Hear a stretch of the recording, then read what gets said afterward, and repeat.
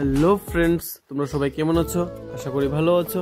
আজকে একটি নতুন ব্লগে তোমাদের সবাইকে স্বাগত জানাচ্ছি। আজকের এই ব্লগের মাধ্যমে স্বদেশ দর্শন যে স্কিম আছে গোলাঘাটি অন্তর্গত, সেই জায়গাটা আজকে তোমাদের দেখাবো। সেই জায়গাটা যদিও গোলাঘাটি মৈত্রী মেমোরিয়াল পার্ক নামে সবাই চেনে, পরিচিত। এই জায়গাটা খুব সুন্দর একটা জায়গা।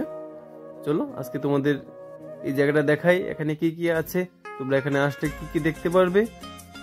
অনেকে হয়তো দেখেছো বা অনেকে হয়তো জানো না এই জায়গাটা সম্পর্কে, তাই আজকে এটা তোমাদের সামনে তুলে ধরলাম।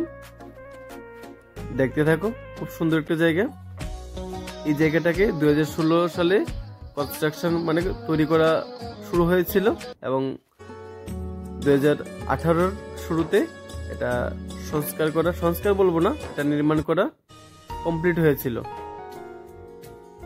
খুব সুন্দর একটা জায়গা। এখানে তখন পিকনিকের ব্যবস্থা ছিল, এখানে এসে পিকনিক করা যেত, বনভোজনের সেই ব্যবস্থাটুকু ছিল এখানে।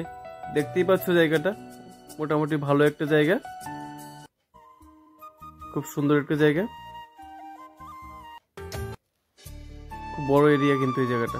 এখানে সেই ব্যবস্থাটুকু ছিল, এখন সেই জায়গাটা সংস্কারের অভাবে, এরকম অপরিচ্ছন্নতার কারণে এটা জঙ্গলে পরিণত হয়ে যাচ্ছে দিন দিন।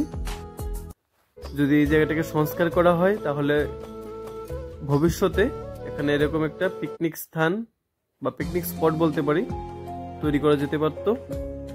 খুব কাছে, গোলাঘাটির অন্তর্গত, খুব সুন্দর একটা জায়গা। এই জায়গাটা দেখার পর তোমরা অবশ্যই কমেন্টে জানাবে এই জায়গাটাকে কি সংস্কার করে পিকনিকে স্পটে তৈরি করা সম্ভব কিনা বা জায়গাটা সুন্দর কিনা, তোমরা অবশ্যই কমেন্টে জানাবে। আর এই জায়গাটা তোমাদের কেমন লাগলো সেটা কমেন্টে জানাবে। আমি প্রত্যেকটা ভিডিওতে বলি, আজকেও বললাম যে তোমাদের লাইক, কমেন্ট এবং শেয়ারগুলি আমাকে খুব বেশি অনুপ্রাণিত করে তোমাদের সামনে নতুন নতুন জায়গা তুলে ধরা। আর যারাই আমার এই ফেসবুক পেজে আজকে নতুন দেখছো ভিডিওটা, প্লিজ তোমরা পেজটাকে ফলো করে সাপোর্ট করতে পারো। তোমাদের কাছে এরকম নতুন নতুন জায়গা তুলে ধরবো। আর যারা ইউটিউব থেকে দেখছো, চ্যানেলটাকে সাবস্ক্রাইব করে আমাকে সাপোর্ট করবে, তাহলে তোমাদের সামনে এরকম সুন্দর সুন্দর জায়গা ব্লগের মাধ্যমে, ভিডিওর মাধ্যমে তুলে ধরবো। তোমরা প্লিজ কমেন্টে অবশ্যই জানাবে কে কোথা থেকে ভিডিওটা দেখছো। সবাই সাপোর্ট করবে, তাহলেই আমি আমার ত্রিপুরার ঐতিহ্যকে, সংস্কৃতিকে এবং বিভিন্ন পর্যটন স্থলগুলিকে তোমাদের সামনে আমি ব্লগের মাধ্যমে তুলে ধরতে পারবো। একমাত্র সম্ভব তোমাদের সাপোর্ট ছাড়া এটা কখনোই সম্ভব হতে পারে না।